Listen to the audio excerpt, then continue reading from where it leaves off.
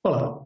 O Brasil recebeu em 2016 o certificado de erradicação do sarampo. 3 anos depois, no entanto, a doença voltou a ser registrada. Dados oficiais apontam que mais de 40 mil casos, com 40 mortes. Por que o sarampo voltou? É o que vamos saber na conversa com Cristiana Meireles, médica pediatra e infectologista. Cristiana, a gente pode começar essa conversa exatamente por essa pergunta. Por que essa volta do sarampo depois do país já ter registrado sua erradicação? Pois é, na verdade, a gente não erradicou o vírus do sarampo, né? Erradicar seria o vírus não circular em mais lugar nenhum. O que a gente conquistou em 2016 com muito orgulho foi a eliminação da circulação do vírus no país, né? Por conta exatamente da alta cobertura vacinal.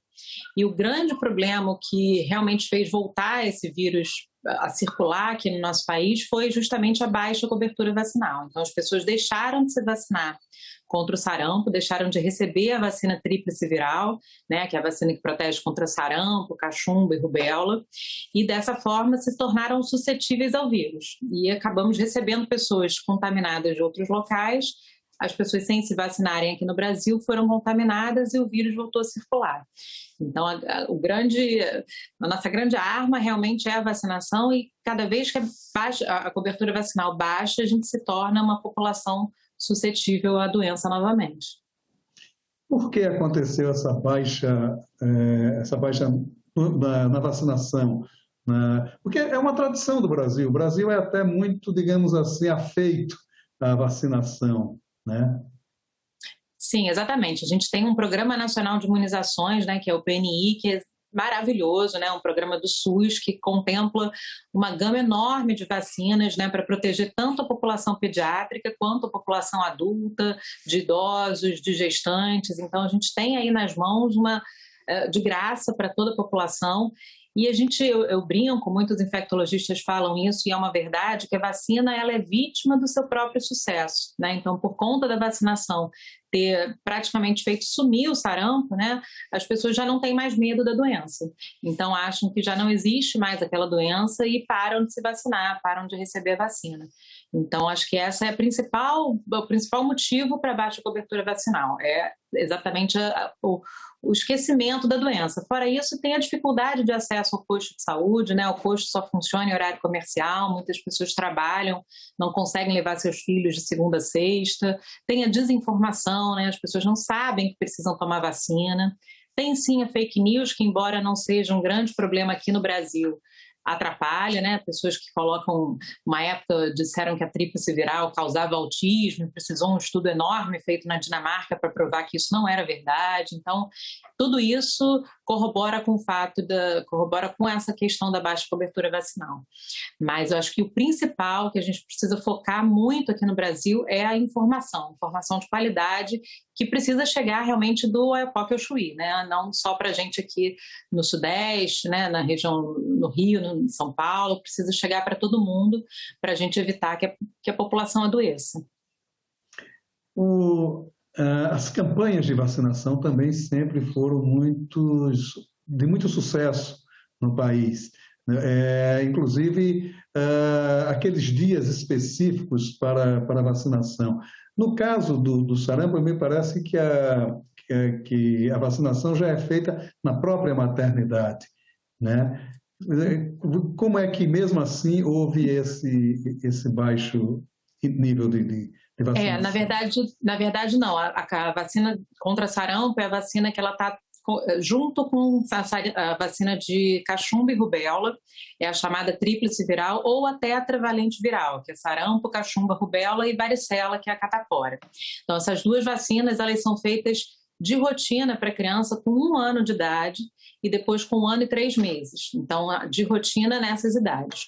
Como a gente passou a ter surto de sarampo aqui no Brasil, a gente preconiza, então, que seja feita uma dose 0 aos 6 meses de idade, que é para proteger justamente aquela faixa etária que é muito suscetível a formas graves da doença, que é o bebezinho com menos de 1 ano. Então, até 6 meses, o bebê costuma ter ainda os anticorpos vindos da mãe, aquela mãe que já se vacinou, que já teve sarampo, ela passa os anticorpos via placentária durante a gestação e depois pelo aleitamento materno, mas a partir dos 6 meses do bebê, ele vai perdendo aqueles anticorpos que ele recebeu da mãe. Então, é importante que seja feita essa dose 0 aos 6 meses, que é para proteger esse bebê aí até 1 ano, quando ele de fato vai receber a primeira dose oficial, né? Essa dose 0, ela não é tão eficaz, porque a resposta vacinal nessa idade não é tão boa, mas ela já protege esse bebê contra o sarampo nessa idade aí que ele vai estar muito vulnerável.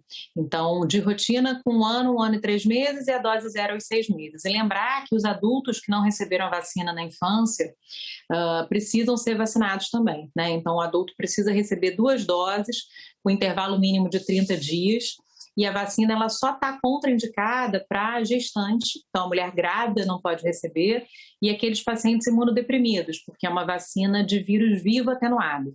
Então aquela pessoa que tem um sistema imunológico deficiente por qualquer razão não deve receber a vacina. Isso torna ainda mais importante que o restante da população se vacine.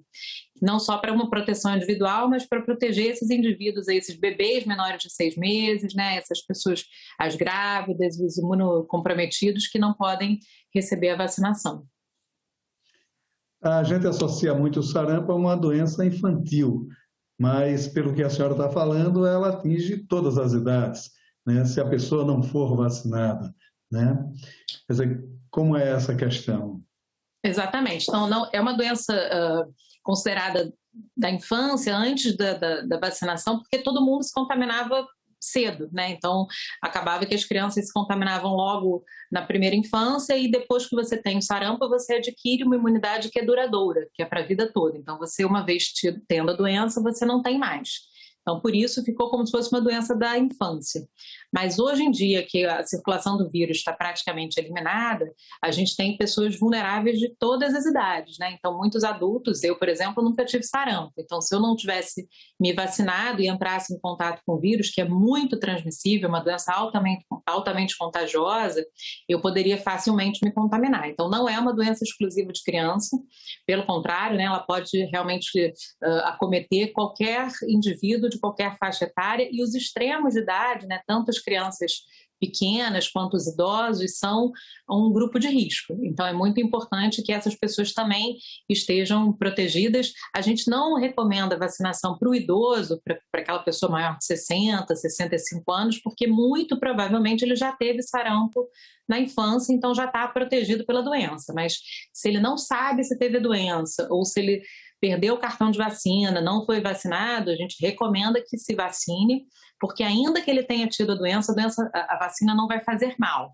Então não tem problema tomar vacina a mais, né? Ainda que a pessoa já tenha se vacinado, que já tenha tido a doença, se ela não sabe, se ela não lembra, pode se vacinar, e são 2 doses com intervalo de 1 mês. A durabilidade da imunização a partir da vacina. Quer dizer, quanto tempo, quantas vacinas, quantas doses de vacina são necessárias tomar e qual a duração dessa proteção? Pois é, então são 2 doses, né, tanto para a criança quanto para o adulto ou idoso que precisa se vacinar, com intervalo mínimo de 1 mês. Na rotina para a criança, a gente faz aos 12 meses, ou seja, com 1 ano de vida, e com 15 meses, 1 ano e 3 meses. E é uma vacina com uma alta eficácia, né? Então ela é muito segura, apesar de ser uma vacina de vírus vivo atenuado, ela é muito segura e muito eficaz. Então a proteção chega perto de 100, 99, 100%. Então aquelas pessoas que se vacinaram, é muito pouco provável que elas se contaminem pelo vírus do sarampo, e essa imunidade dura a vida toda. Uma outra questão também é sobre esse medo de você ter uma vacina de vírus vivo, né? Que isso teria, de certa forma, também contribuído para essa baixa imunização da população, que acarretou nesse, digamos assim, surto mais recente? Eu acredito que não. Eu não acho que a população tenha essa consciência, esse nível de informação sobre essa vacina, e seja esse um motivo pelo qual ela não se vacine, né? Eu acho que realmente o que colaborou muito foi o fato da vacina, da doença ter desaparecido. Então a pessoa realmente julga que não é mais importante receber uma vacina para uma doença que ela nem conhece, né? Ela nunca viu. Então acho que isso é um motivo importante. Que é a desinformação, né, o fato, das vezes, da pessoa não saber nem que tem que tomar. Muitos adultos com alto nível de esclarecimento, alto nível cultural, não sabem que precisam se vacinar, né? A gente tem essa cultura muito arraigada de que a criança tem que ser levada ao posto para se vacinar, mas o adulto não. Então, aí, mesmo a criança, a cobertura caiu muito, né? Então, mas eu não acredito que seja por essa razão específica, né? E a vacina, embora seja de vírus vivo atenuado, os eventos adversos são muito pequenos, muito raros e brandos, transitórios, de resolução espontânea, né? Acontecem em média 5 a 7 dias depois da aplicação da vacina, pode dar um pouquinho de febre, às vezes umas manchinhas no corpo semelhantes à rubéola ou a sarampo, que a vacina contempla essas duas doenças mais cachumba, né? Mas são eventos muito tranquilos, né? Então, os pais realmente não precisam se preocupar em relação aos eventos adversos. O preocupante é realmente não vacinar, porque o sarampo, embora na grande maioria das vezes seja uma doença benigna, ela pode evoluir com complicações muito graves. Então, sem dúvida nenhuma, a chance de um evento adverso grave pós-vacinal é irrisória frente ao risco da própria doença. Houve um registro de 40 mortes em decorrência do sarampo, né? Quer dizer, ela pode ser também uma doença mortal, né? Então, quer dizer, como é que a gente pode falar um pouco sobre isso? Exato. Então, como eu disse, a maioria das vezes é uma doença benigna, mas ela pode evoluir muito mal, principalmente nos extremos de idade, né? Então, nos bebês, nas crianças menores de 5 anos, na verdade, ela pode ser mais grave. Nos idosos, nas pessoas que têm alguma deficiência do sistema imunológico, nos desnutridos, né? Então, pode ser realmente uma doença muito grave e evoluir com as principais complicações, né, do sarampo são diarreia e pneumonia. E aí a pneumonia pode ser uma pneumonia muito grave, muito extensa, né, e levando ao óbito por insuficiência respiratória, por agravamento da parte respiratória.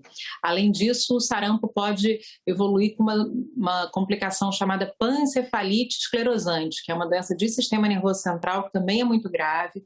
A DEM, que é uma outra doença também de sistema nervoso central. Então, assim, são complicações que são raras, claro, mas que são muito perigosas da doença, que podem levar ao óbito.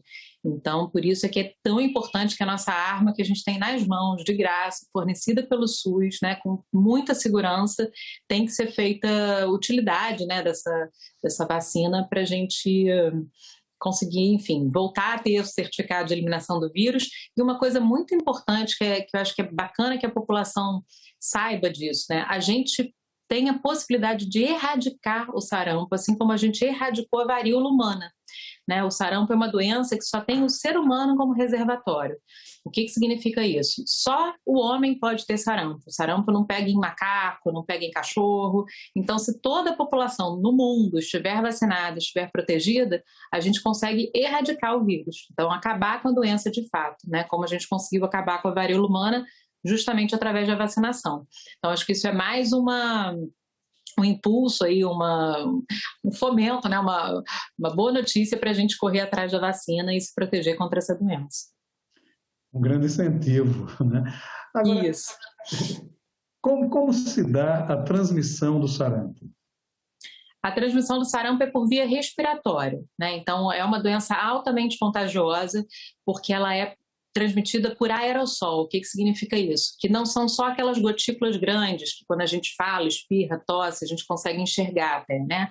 É uma gotícula que ela, uma vez eliminada, aqueles pequenas gotículas menorzinhas mesmo, elas ficam em suspensão no ar. Então, por exemplo, se a gente estiver numa sala aqui com 10 pessoas e entrar um indivíduo com sarampo, ele conversa, tosse, espirra e sai da sala, né? Se ele sair da sala, aquelas gotículas, aquele aerossol da fala do espirro, ele fica suspenso ainda no ar por cerca de 2 horas. Então, mesmo sem um contato direto com o doente, com sarampo, aquelas pessoas na sala, se elas todas estiverem não vacinadas, ou seja, estiverem suscetíveis à doença, das 10 pessoas, 9 vão ser contaminadas. Então, assim, é uma doença muito contagiosa e dessa forma que às vezes a gente nem sabe quem foi o indivíduo que passou a doença, né? Porque ele já saiu da sala e o aerossol está lá suspenso. É uma doença muito mais transmissível que a Covid, por exemplo. Então, a gente teria que usar, por exemplo, máscara N95 para se proteger contra o sarampo, né? Então, realmente a melhor arma é a prevenção, é através da vacinação. Pois é um dado curioso esse, né? Ela é mais transmissível do que a própria Covid, que provocou toda essa pandemônio aí Aliás, essa pandemia também está associada ao baixo índice de vacinação da população, porque com medo de sair de casa, ou pelo menos com a precaução de não sair de casa, terminou não indo buscar essa vacinação,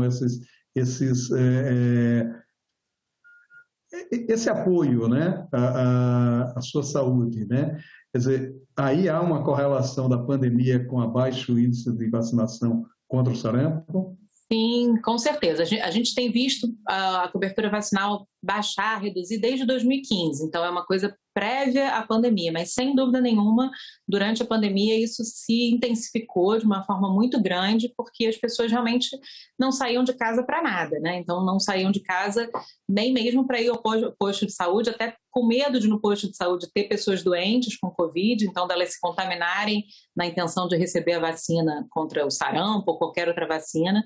Então realmente no período da pandemia a gente teve uma baixa cobertura vacinal para todas as vacinas disponíveis no calendário do PNI, por conta realmente desse medo da Covid, né? Então, nós da BIP, que fazemos vacina em casa, vimos um aumento importante da procura pela vacinação em casa justamente por isso, porque as pessoas em casa estariam mais protegidas e não queriam deixar de cumprir ali com o seu calendário vacinal. Então, é importante que tanto nós, de clínicas privadas, façamos esse serviço domiciliar, como o SUS também se mobilize para vacinar as pessoas que não têm um acesso tão fácil, né? Mas uma busca ativa mesmo pela população suscetível para que todo mundo consiga ser vacinado, ainda que tenha pandemia de Covid ou que surja eventualmente varíola do macaco. A gente tem que manter a proteção contra as doenças para as quais a gente tem vacina, independente de surgimento de novas doenças. Uma outra questão que se levanta é o seguinte: há uma perspectiva, pelo menos do ponto de vista dos especialistas, dos infectologistas, de que a gente volte a ter os índices de vacinação pré-pandemia, porque que eram excelentes. A população brasileira tinha um nível de vacinação de excelência. Há uma perspectiva de volta a esse patamar? Sem dúvida, sim. Eu sou muito esperançosa, eu acredito na população brasileira, eu acho que a gente, diferente de outros países, a gente não tem essa cultura anti-vax, né? Essa cultura anti-vacina, a gente tem um PNI muito rico, né? Uma consciência, eu acho, de que a vacina é importante, então a gente já conseguiu realmente patamares acima de 95%, próximo de 100% para algumas vacinas. A BCG, que é uma vacina que se toma ao nascimento, sempre teve uma alta cobertura vacinal. Eu acredito que com isso que a gente está fazendo aqui hoje, né, com mais informação, não só pela televisão, mas pela rádio, pelo jornal, pelos agentes comunitários, né, eu acho que precisa ter exatamente isso, assim, um posto de saúde aberto nos finais de semana, campanhas feitas pelo Ministério da Saúde. Acho que tem muitas formas de a gente informar a população e eu acredito de verdade que a gente vai voltar a ter essa alta cobertura vacinal e conseguir que a poliomielite, por exemplo, não volte ao Brasil, né? Então a gente tem esse risco, é real, a gente precisa ter essa consciência, né? A poliomielite também é uma doença muito, muito grave, assim como o sarampo pode levar ao óbito, então é fundamental que a população entenda que tomar lá uma picadinha eventualmente não tem risco e é de extrema importância aí para a prevenção de doenças potencialmente graves. Além das vacinas contra a Covid, o sarampo, a polio, que outras vacinas são fundamentais para a população brasileira? Nossa, nós temos uma gama enorme de vacinas, né? A gente tem ao nascimento a BCG, que é uma vacina que previne contra as formas graves de tuberculose, né, tuberculose miliar, meningite por tuberculose. Então, é uma vacina dose única, que é feita no recém-nascido, logo ao nascimento, é importantíssima. As vacinas contra hepatite, né, que infelizmente não protegem contra essa hepatite misteriosa também, que a gente tem visto acontecer muito grave ultimamente, mas protege contra a hepatite A, hepatite B, que são doenças que também podem ser muito graves. A gente tem vacina contra a meningite, né? No posto de saúde a gente tem a meningocócica C, nas clínicas privadas a gente tem a meningocócica ACWY e a B. A ACWY também está disponível no SUS, mas só para adolescente.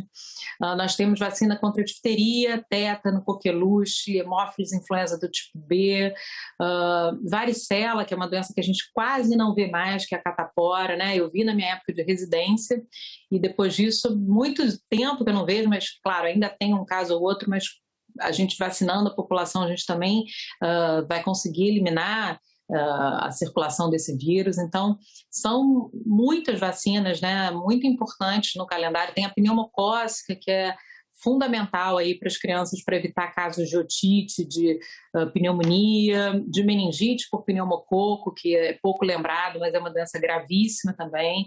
Então, a gama de vacinas, né, rotavírus, que é uma vacina que protege contra a gastroenterite, que evita quadros de desidratação, de desnutrição, que é fundamental também que as pessoas recebam.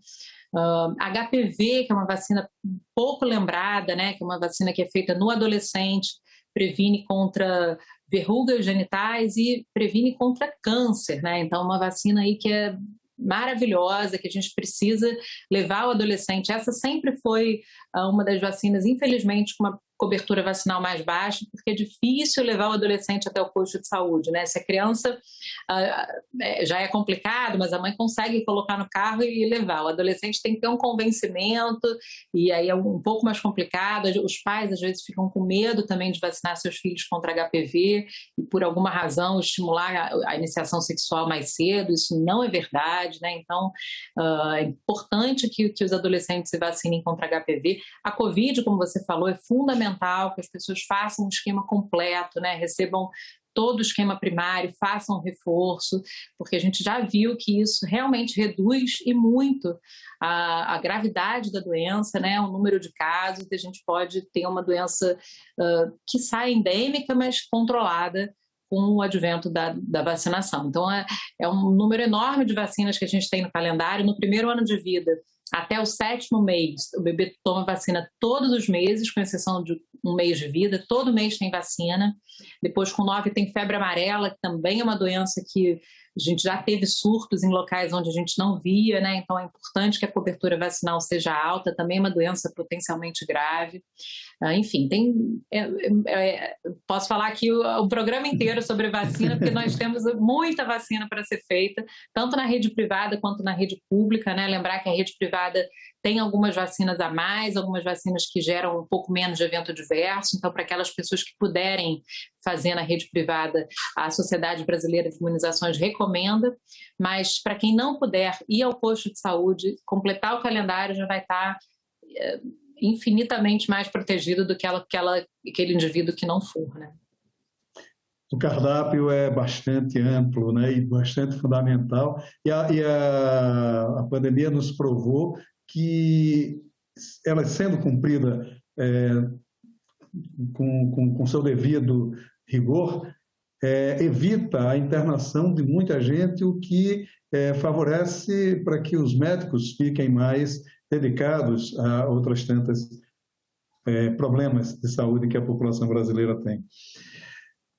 Doutora, muito obrigado pela sua participação aqui no Cidadania. Foi muito esclarecedora essa entrevista. Muito obrigado.